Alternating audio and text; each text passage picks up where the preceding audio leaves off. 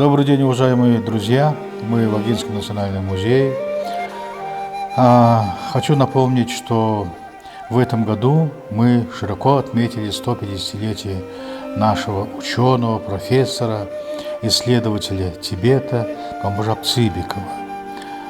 С этой даты где-то 4 месяца назад мы начали выпускать в звуковом формате, правда, на Ютубе, его книгу «Буддист паломнику святынь Тибета». И вот сегодня, первая декада июня, и уже идет 61-я часть. Я думаю, где-то осталось еще порядка 7-8 частей, и книга на этом закончится, потому что мы уже на последней 17 главе, которая называется «Домой». Вот.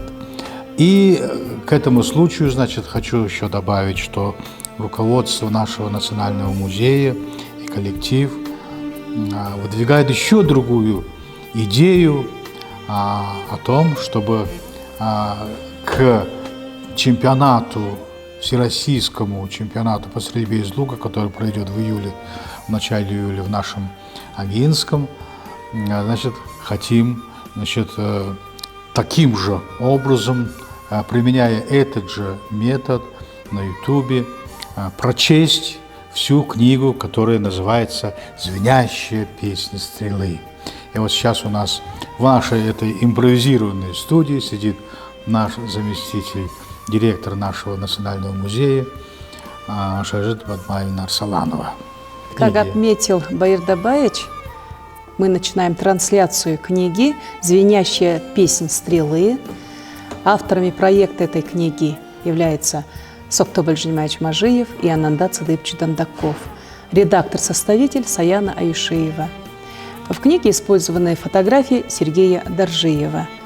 Очень интересная, большая такая книга, объемная.